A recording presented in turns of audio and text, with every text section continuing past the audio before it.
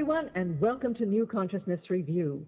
I'm Miriam Knight, and today we have our Reviewers Roundtable. We've brought together some of our top reviewers from the New Consciousness Review website to talk about some of the books they've recently reviewed that especially impressed them. Joining us today are Julie Clayton, Cynthia Sue Larson, Diane Holcomb, and me. And we're going to start with Diane Holcomb. Diane admits that she collects books like some women collect shoes. An avid reader, Diane is currently one of the top 10 reviewers for New Consciousness Review, and she is also, in her spare time, the book buyer for East West Bookstore in California. She's a fiction writer and a humor blogger. And Diane, before I forget, is there a website for your blog? It is www.squirrelsinthedoohickey.com.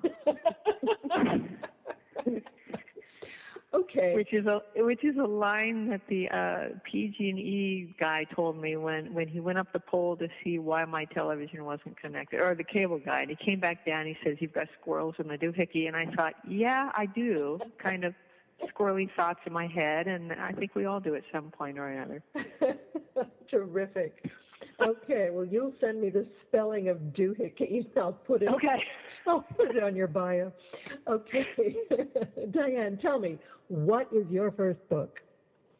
I'm going to start with Essentialism, The Disciplined Pursuit of Less by Greg McKeown.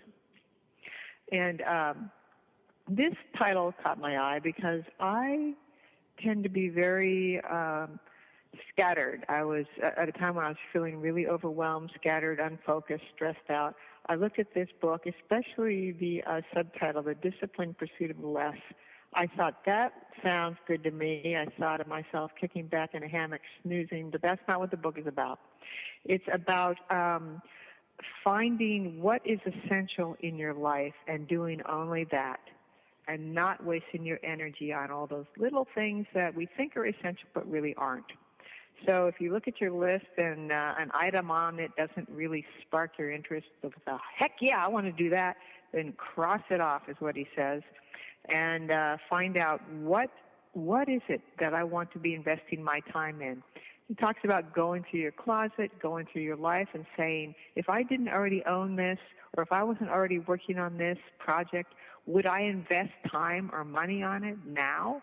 If not, why do you have it going on? Why do you have it in your closet? Get rid of it. And he talks about ways to set boundaries, build buffers of time. That's something that I need to work on because I'm always late to everything. So he says build a buffer of time around what you need to be doing so you allow yourself more time. Say no with grace to things you don't need to be doing. So he lays it all out in his book in short, essential chapters, and I'm sure I'll be referring to this when my perfectionistic tendencies rear their ugly head. I really I thought this was a great book for those who are overwhelmed and just want to get down to focusing on what it is they want to be doing with their lives. Terrific. And tell us again the title and the author. Essentialism by Greg McKeown. Yeah, that's spelled M-C-K-E-O-W-N. Right. Not your intuitive spelling. Yeah. Okay. And now we have Cynthia Sue Larson. Cynthia is a best-selling author, life coach, and inspirational speaker who is known as the Quantum Optimist for helping people discover their many possible selves and jump into their favorite lives while staying focused on the question, how good can it get? She's been featured on the Discovery Channel, the History Channel, Coast to Coast AM, and the BBC. And you can watch her YouTube videos and subscribe to her free e-zine at realityshifters.com. So, Cynthia, what have you got for us today? Well, I've got a book that I think everybody will be interested in. It's called Supernormal, Science, Yoga, and the Evidence for Extraordinary Psychic Abilities. And this is written by Dean Radin. He's one of the chief scientists at the Institute of Noetic Sciences.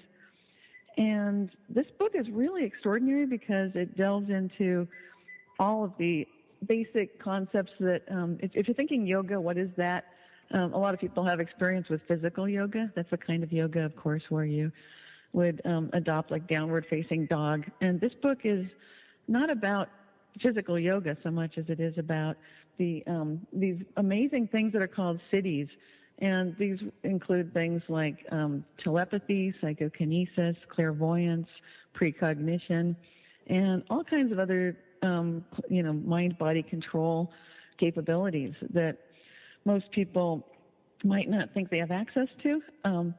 But I think that's what makes this book so interesting, because it describes that when people do meditate quite a bit, when they become masters of meditation, and these are yogic masters, then these other abilities seem to just sort of ordinarily take place. And they've been described for thousands of years.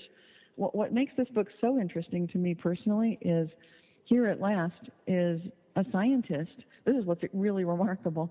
This is a scientist, Dean Radin, who has a PhD, who is looking at these types of special abilities through a scientific lens. In other words, sometimes you hear the phrase extraordinary claims require extraordinary evidence and that kind of thing. Well, here in this book, there are more than enough references, sources, and explanations with real scientific rigor that really reassure you that these things are real, these types of extraordinary abilities. And furthermore, they're apparently a very normal part of who we are. So I think this is just a remarkable book that should be must reading for college students, definitely. It may be a little advanced for some people, but if you like thoughtful reading, and it's written in a down-to-earth way with a lot of humor, so I think it's not something that's above people's heads. You don't need to have a degree in physics to understand it. It's basically addressing some of the assumptions that we tend to make about what people are capable of and what nature is really showing us in the natural world, so that if you're a scientist or you're looking into the science of consciousness, then it encourages us to reestablish sort of a foundation of what our assumptions are. And I think for that basis, as well as just looking at thousands of years of amazing experience through a scientific lens, this is an amazing book. Highly recommend it. And again, this is Supernormal, Science, Yoga, and the Evidence for Extraordinary Psychic Abilities by Dean Radin. And that's spelled R-A-D-I-N. It's so interesting that just about every single spiritual discipline, every single book you read about people kind of accessing other dimensions, if you will, starts with this ability to tune in, this quieting the mind and just being open. So it's fascinating to see the kind of two halves of the hemisphere, the science and the consciousness, coming together in such a convincing way. Oh, absolutely. And that's what makes this book so special. I've never seen anything like it, so that's why it's just I think it's a must-read, actually. Super cool. Okay, Julie Clayton is the reviews editor for New Consciousness Review, and she's also reviewed for Publishers Weekly. She's a freelance editor and the quiet genius behind several New York Times bestsellers and award-winning books in the New Consciousness genre. She holds an MA in Integral Consciousness Studies from John F. Kennedy University and is pursuing her doctorate in metaphysical science. Julie is the co-editor with me of What Wags the World, Tales of New Consciousness, being published in September by O-Books. Her website is sacredwriting.com. Welcome, Julie, and what do you have for us? Hi, I'm really glad to be here today. I really appreciate, Miriam, that you kind of set me up for this book, which is called God Within, The Day God's Train Stopped by Patti, Conklin. And when you talked about, the accessing of dimensions and the two halves of the hemispheres of the brain, this is a very interesting book written by Patti, who is a medical intuitive, and she developed a method to use frequencies of light or active vibration and sound, light and sound, to heal people, which she calls color works. And, of course, she, as with most healers, says we can learn to use this and master it for ourselves. So it's a very interesting book, and in particular, as often is the case, the story of the author themselves adds a lot of depth to the message, in that Patti has been able to read, quote unquote, read people since she was a child. But what she sees is literally the words we use, how we speak. And she sees them in the brain hemisphere. So she's visually seeing this. And she sees how they drop into our body and get stored as emotions in our cells. So her healing work is really, and she believes that every disease has a basis in emotion. So her healing work is really to remove that emotion, and as she says, a lot of times the disease will reverse. And it's a really simple process using meditation and visualization, so as you say, accessing different dimensions. And her own story, her personal story, is that in the 1980s she had lupus, she'd lost her kidney, she had lacerations, doctors told her she had 6 to 8 years to live, and she had a dream in which she had a visitation, and in the visitation a light appeared, but an entity, but it spoke in colors, as she said, and these colors coursed through her body and her cells and vibrated within her. She woke up and she felt like part of her was clearer, as she says, like a pot that has been scrubbed. And she sat in meditation and she asked, what color do I need to remove my lupus? And nothing happened. And so she sat with that and she questioned, the questions we would all have. Why am I having this? What can I do? How am I going to look after my family? And so forth. And then she realized that the issue, as she says, the issue was not in her tissue, it was in her sense of self-worth. So she went back into meditation and said, what color do I need to improve my self-worth? And from there, as they say, the rest is history.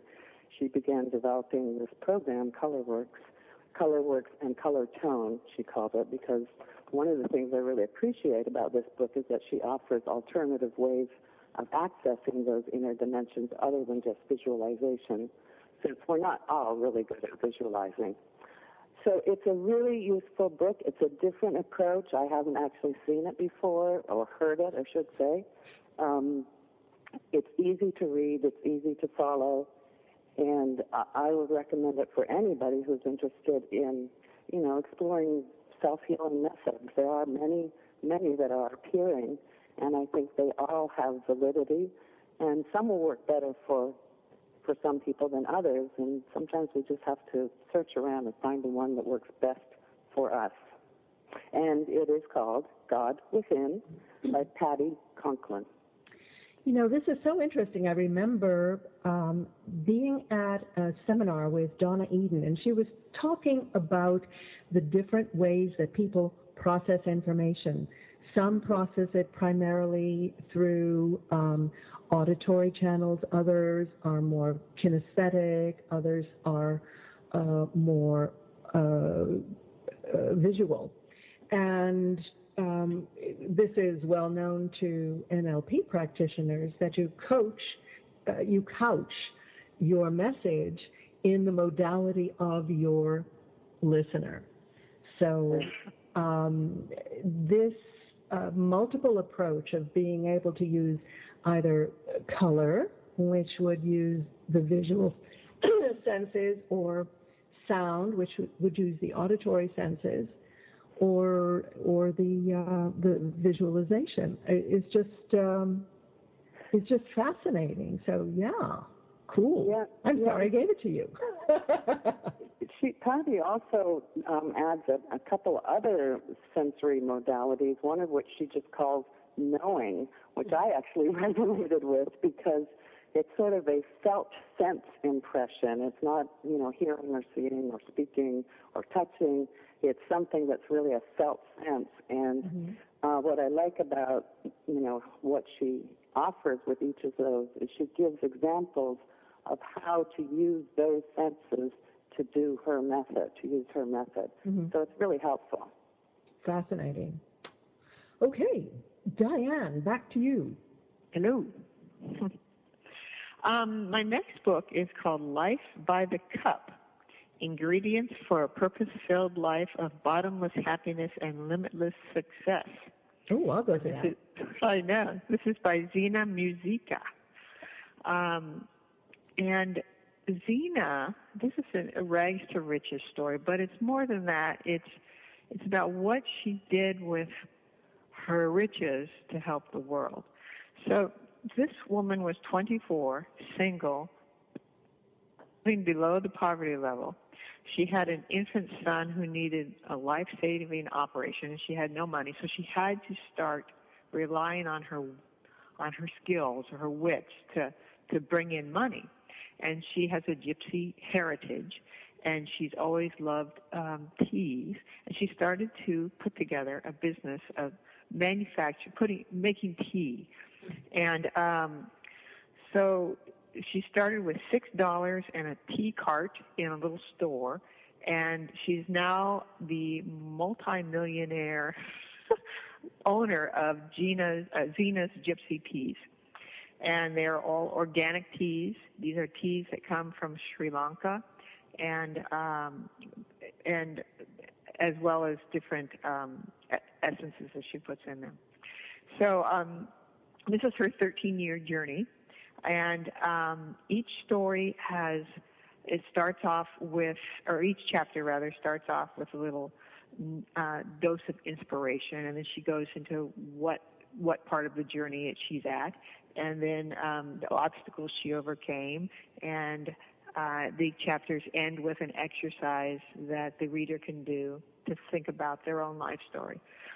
And so her story has everything that is part of a good story. It has a strong want and need to help her son survive by making money to help her son survive. Obstacles she had to overcome, the actions she took to overcome the obstacles, and a happy ending or beginning, you could say. And it's geared to women, but it's really for anybody who wants to overcome limitations, become, as she says, audacious in your dreams. It's emotionally engaging. And what she did was she eventually went to Sri Lanka to see where her teas came from, where the leaves came from. And she met the women who plucked the leaves, and she really decided she wanted to make a difference in their lives. And so her mission was to provide health and happiness to consumers while alleviating poverty for tea workers worldwide. And that's what she does with her teas. She's going to be coming to East West in October, so we're very excited to have her here. Wow. Again, that's called Life by the Cup by Zhena Muzyka. That is fantastic. It reminds me a bit of the story of The Compass of Now by Dee Nard.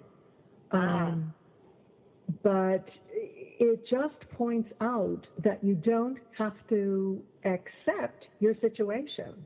Exactly. You can get up and change it.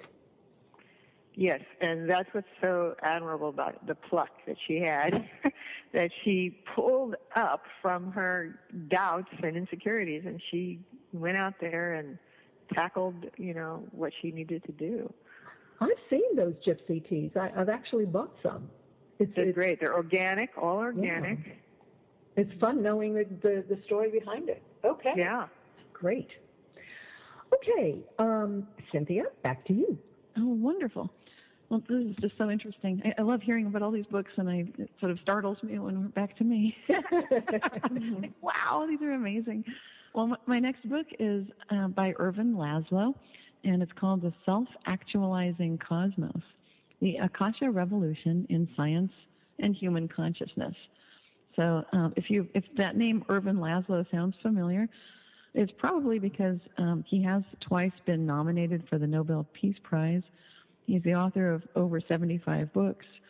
He's the founder and president of the International Think Tank in the Club of Budapest, and he's got an advanced study center, and he lives in Tuscany. So that's and he's written the foreword to my book, my and Julie's book. I love it.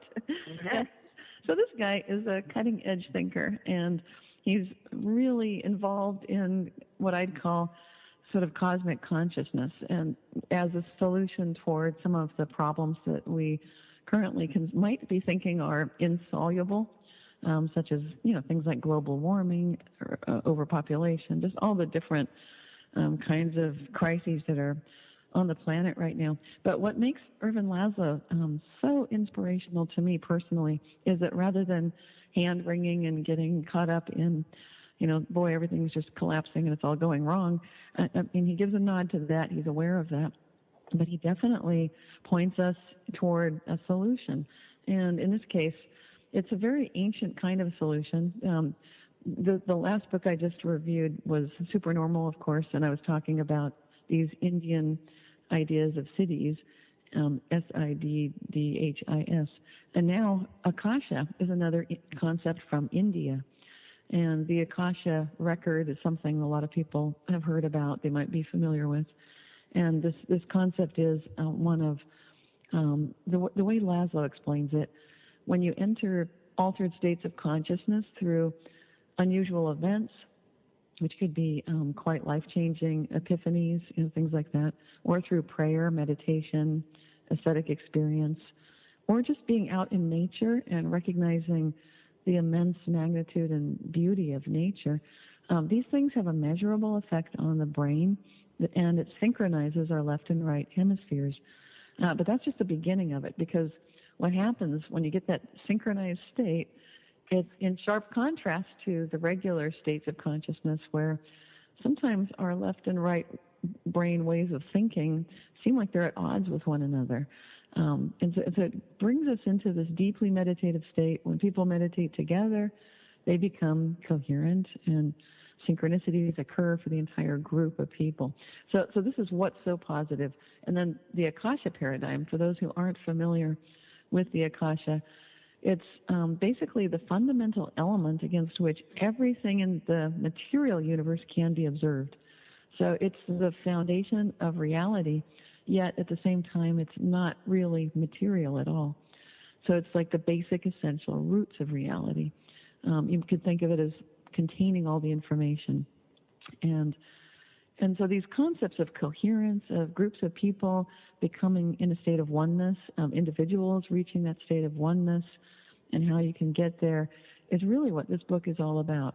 With a great deal of optimism, even though recognizing that we're in a transition time on this planet right now. And so when people feel kind of hopeless, like, what can I do? I'm just one person. This is a book that can show you the way, and it does so with a lot of theory. The book itself is structured in a very interesting manner because it starts off with what you'd call regular chapters, going through the ideas in the book and explaining things like materialism and idealism and dualism. But then there's some interesting chapters which are questions and answer sessions with other individuals in the field, including Ervin Laszlo talking with, I'm going to try to pronounce this gentleman's name, Georgi Zabo. And, okay, hope I didn't. Fairly close. Yes. And then it goes through some excellent overviews of possible theories as to why Ervin Laszlo and some other scientists that he's mentioning in his book believe that we need to get past this very classical, structured approach of viewing reality as being fixed and very material. So it's this material, realistic viewpoint is out of date, and so that's why Ervin is pointing out it's time for us to recognize there's this unifying oneness that's really the root of everything, and it does have a physical basis. And so a couple of theories are presented toward the back of the book. So you don't have to read those chapters unless you really want the science, and then it does get a bit technical.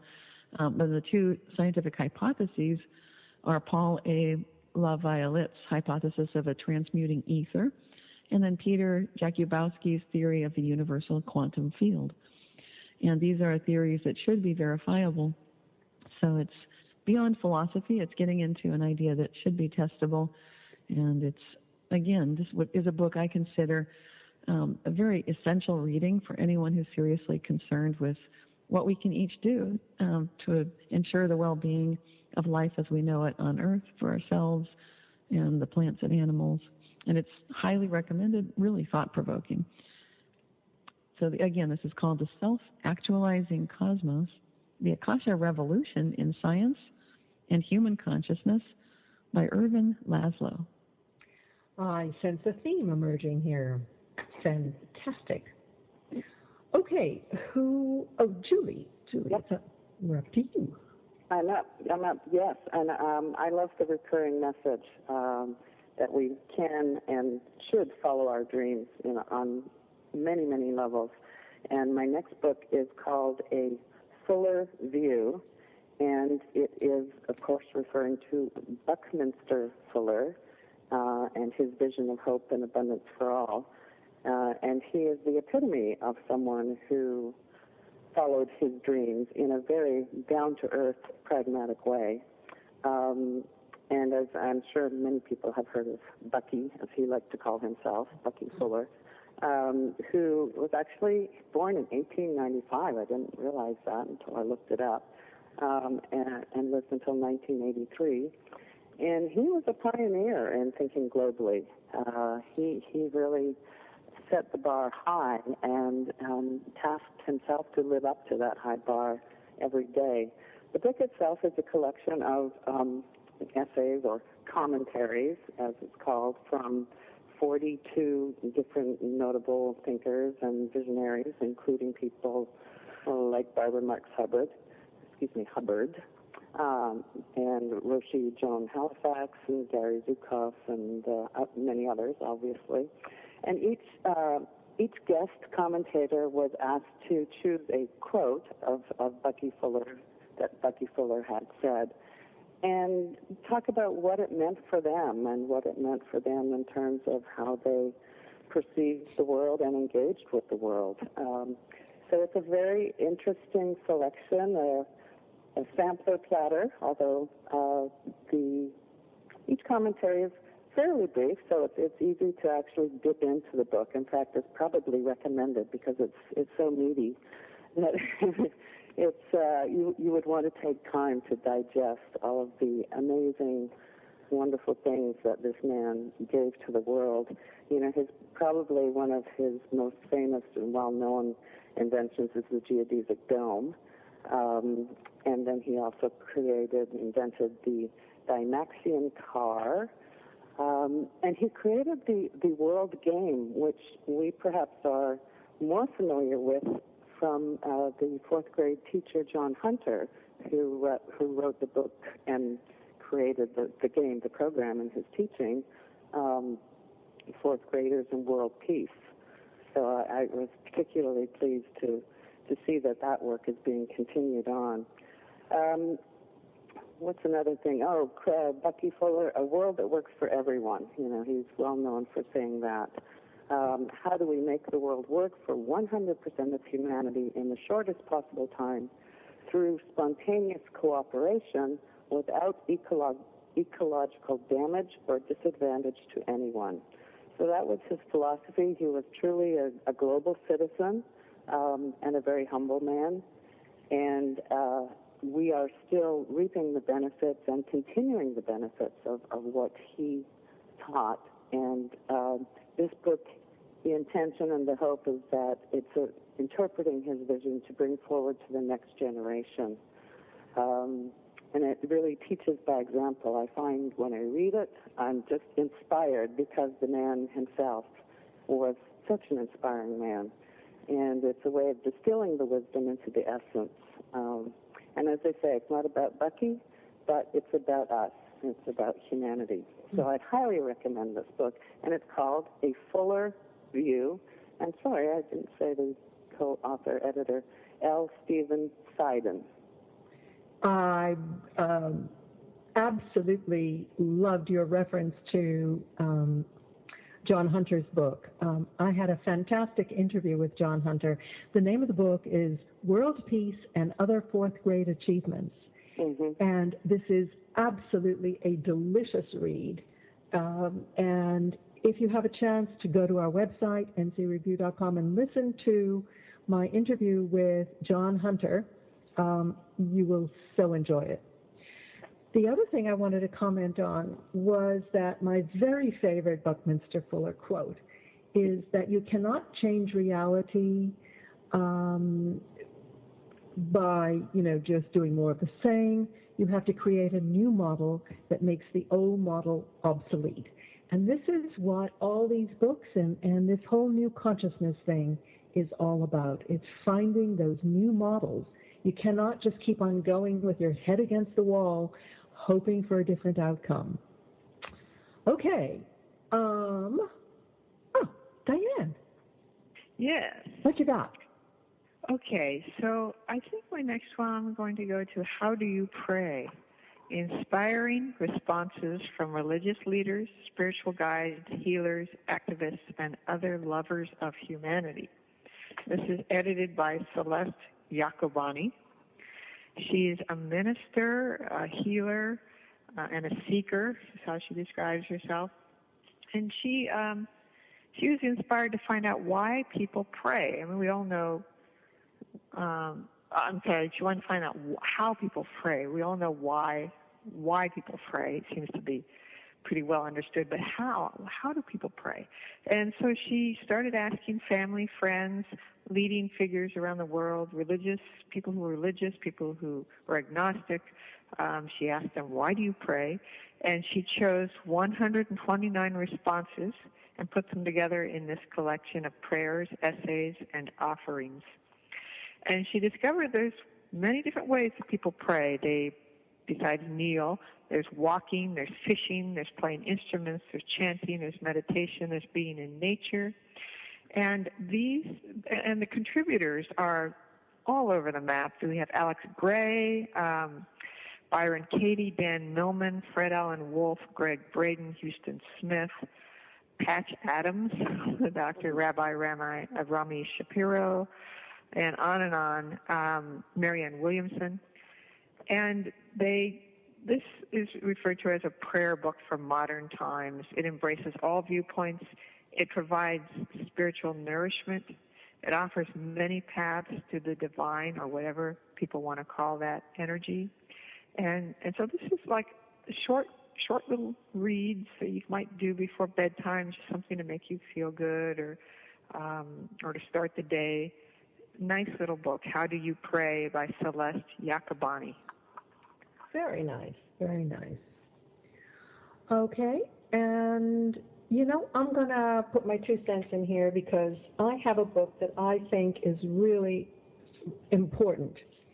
And I was thinking about it after hearing Julie talk about the book with the color healing, the emotional causes of illness.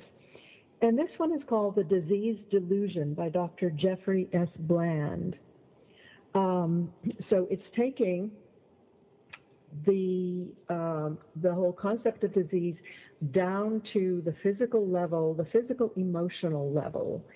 And Jeffrey Bland is probably considered the father of functional medicine, which is looking at the causes of disease rather than trying to treat the symptoms. And the causes start inside. They start with how the body gets nourished. And of course, nourishment comes in many ways.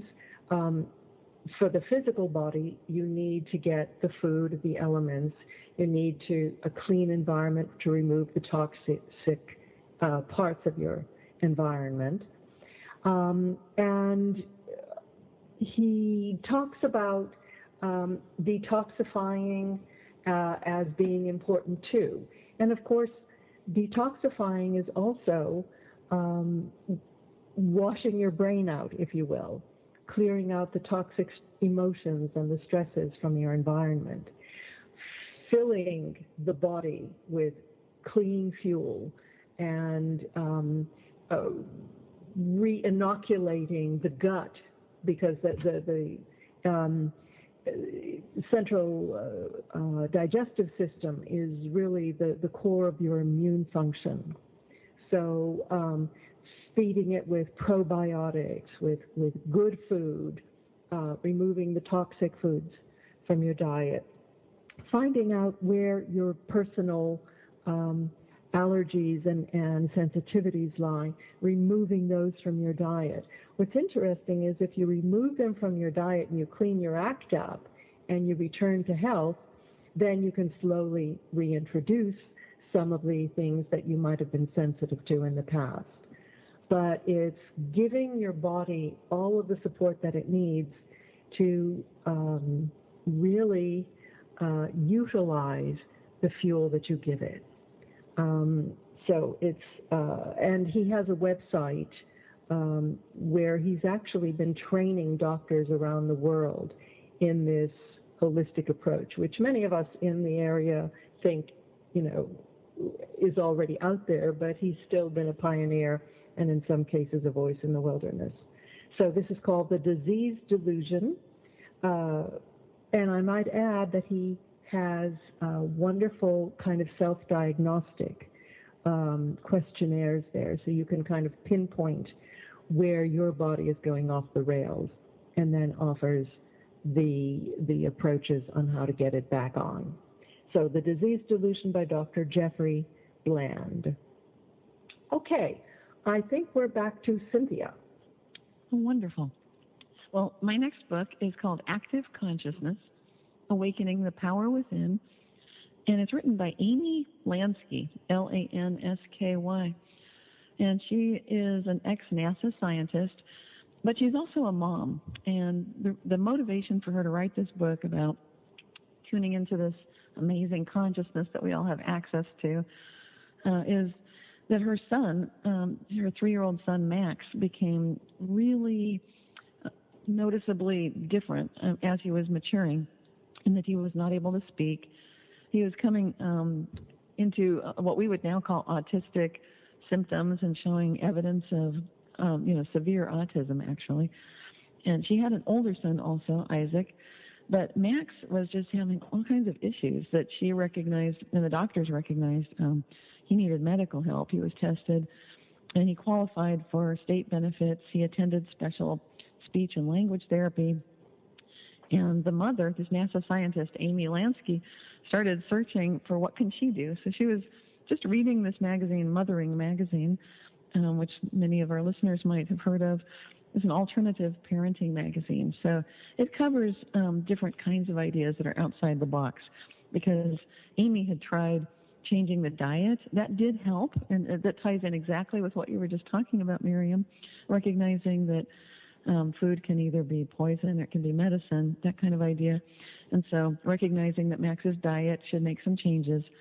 And so this is what inspired this article in Mothering magazine, inspired Amy to give this new idea of homeopathy a try.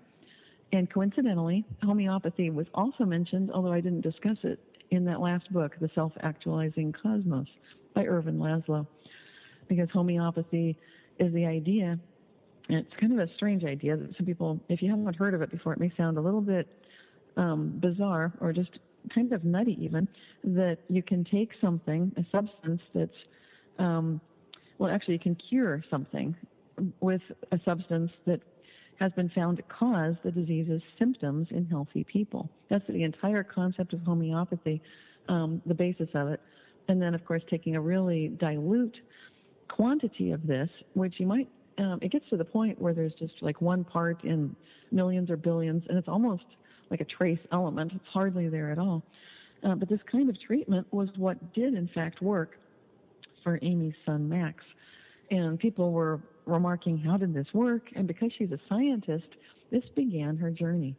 So I love getting into the motivation. Why did someone spend so much time looking at the science of homeopathy?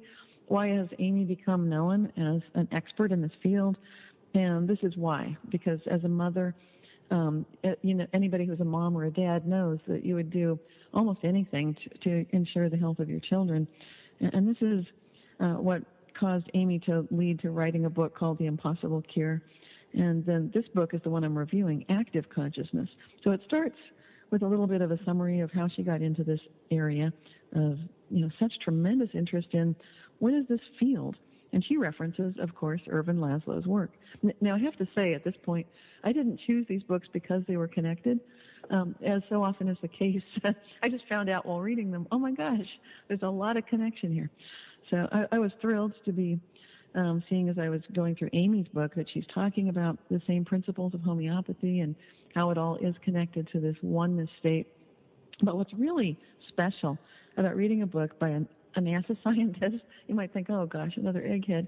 But no, She brings in illustrations into her book. So there are lots of wonderful pictures.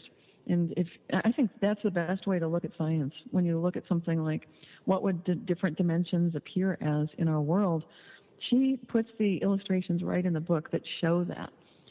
And furthermore, she's able to explain some of the science behind this active mechanism in homeopathy, why when you have a psychological issue, it might be no accident when emotional irritation actually leads to a pain in the neck.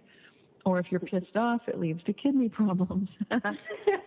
I know. So she's down to earth, she's funny, she's warm, and she's so human. And I think that's what makes this book so exciting for me, because I love the science. I think it's always my favorite thing about a book is that it's at least touching on some of our current understanding of why we tend to assume so many things because, for example, we tend to think that we're in a three-dimensional world with time, and so we typically simplify reality down to our level. What Amy is asking us to do is to think of higher levels of order and recognize that this is the way homeopathy works and that we can achieve a state of genuine, authentic, deep communication with others. And something else super special about this book is that because Amy herself clearly does a lot of meditation, she has some wonderful exercises and how-to steps on how you can get into what she calls the now plus state. So now, of course, being right here, right now, and the plus, just being super energized. This is the part where some people, they get stuck in a rut or they get into doldrums and they feel like they can't get those kind of positive changes in their lives that they'd like to see. And so Amy really has great little exercises and a multi-step, like a 4-step process on how to get into that meditative state, how to maintain what she calls a detached observer state, and notice in your own body what kind of discomfort or sensations and tensions you're feeling as you're thinking about something. Because this is how we are information processors and how we can start becoming more mindful of what's happening, what our thoughts are doing, and get that kind of mind, body, spirit connectivity and alignment that is so necessary for healing and for good health. So once again, this book is Active Consciousness, Awakening the Power Within. It could also be subtitled Getting to Now Plus, because that's what her technique is. And her name is Amy Lansky. She is a NASA scientist or an ex-NASA scientist, but what a warm, wonderful person, and just a mother who really cares about good health for all of us. So I highly recommend this. Amazing. Fantastic. And Diane, what is your next book? Do you want Julia or Julie? Yeah, I think I'm next. Oh, okay. Julie. Yeah. Okay. I have a book called The Secret Life of Sleep by Duff. And this is a delightful book that draws from literature, culture, spiritual traditions, research around the world. And the author, Kat, is really interested in understanding how what human sleep experiences are and what it means to people around the world, attitudes and practices. And how sleep has become a dwindling resource, as she says. Yeah, it's a really, in some ways, it's a circular book, and by that, because she is addressing so many different facets of sleep, it all actually comes around to the same thing eventually. But she does sort of follow a little bit of sequential progression, starting with, just exploring the attitudes about the divide between sleeping and waking. And, in our contemporary society, we have what she calls a wake-centric cultural bias. So, meaning that we place more importance on being awake and what we can do in the waking world and the meaning that we find within waking.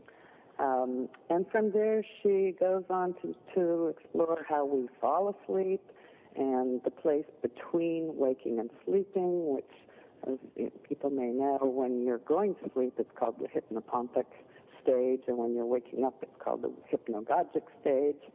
And it is a distinct phase, and distinct things happen in that time in our brains and our chemistries and so on. And she looks at, the disturbances and disruptions of sleep, such as microsleeping and narcolepsy and insomnia, and goes into looking at memory and how it relates to our REM sleep, which is rapid eye movement sleep, when we have our dreams, our dreaming life. And she goes through the whole thing and comes back out to the end of how we wake up. And it's really, it's a delicious exploration. And what I like about this book in particular is that she presents a curiosity and open-mindedness about, what happens and how it happens. And she does present some research to ground some of the things that she has uncovered. One of the interesting things for me was she talked about how we actually fall asleep chemically, because, I think that's something that we all notice, our habits of how we fall asleep. And apparently, it's not just like a switch. It feels like that for most of us. We're awake, and then the next moment we're gone, and then we wake up again. But in fact, the way it works is that clusters of neurons in the brain begin to progressively close down. So it's kind of like popcorn popping, The chemical, there's a chemical called ATP that the brain produces that fuels cell activity. And as this accumulates over the day, it slows down the brain's activity, which makes us progressively sleepier. And as that happens, then these clusters start to shut down,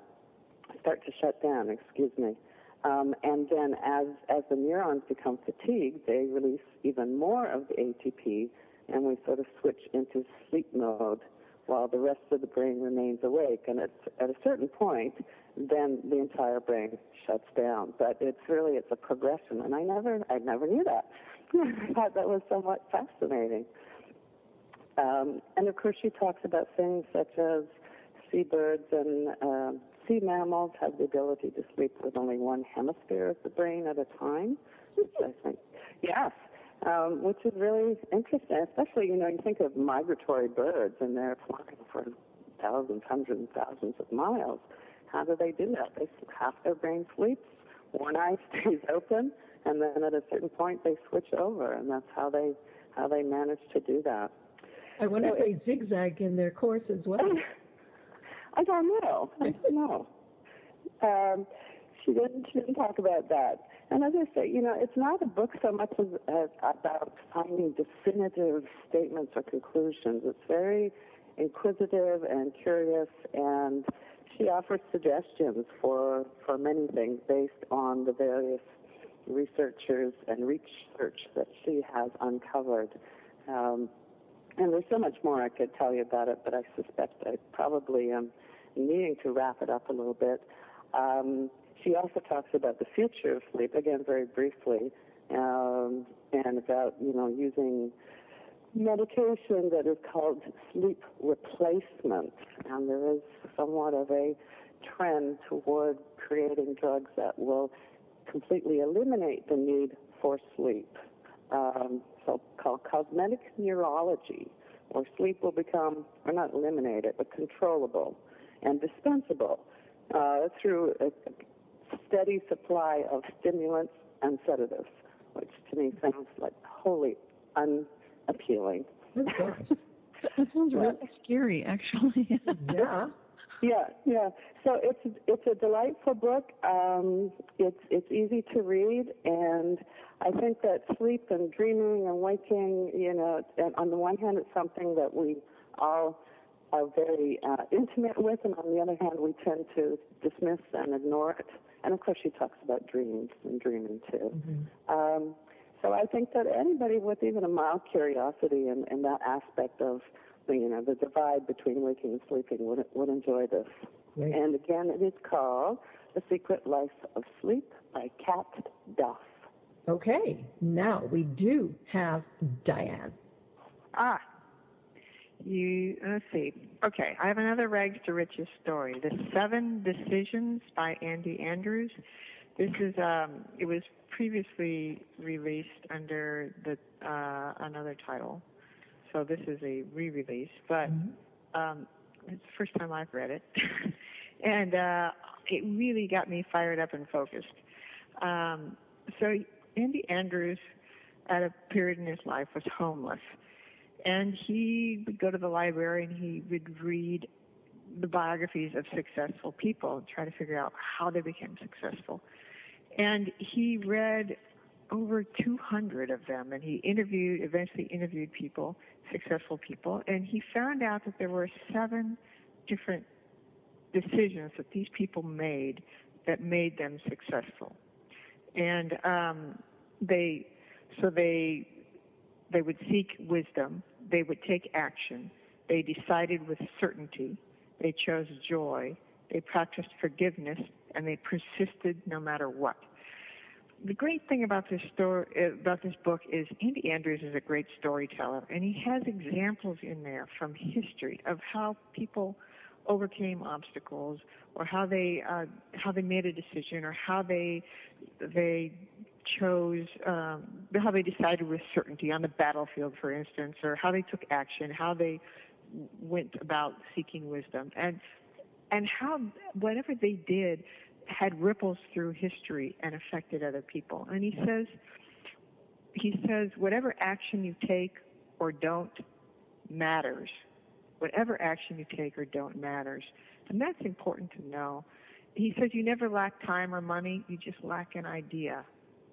So this book has exercises to help people envision their ideal future and to propel them to take action. There's stories from famous people who tell in their own words how they found success after facing failure, after dealing with rejection or humiliation. And as I said, this book just got me fired up. And he's got a great sense of humor as well, which always helps. So that's called The 7 Decisions by Andy Andrews. Right. Well, what a fantastic bunch of books. As happened last time, I really want to read them all. Oh, well. I know. As if we don't have enough to read. Well, ladies, it's been such a delight. Thank you so much for being our really the heart and soul of New Consciousness Review. I'm so grateful to you, and I hope everyone will get onto our site, ncreview.com, check out all these books, and you can, of course, click on them on the site. So we have been speaking with Cynthia Sue Larson, with Julie Clayton, and with Diane Holcomb, wonderful reviewers of NC Review. Thank you so much, ladies. Say goodbye. Oh, goodbye. Thank you. Bye, thanks. Miriam Knight for New Consciousness Review. Thank you for listening. Goodbye.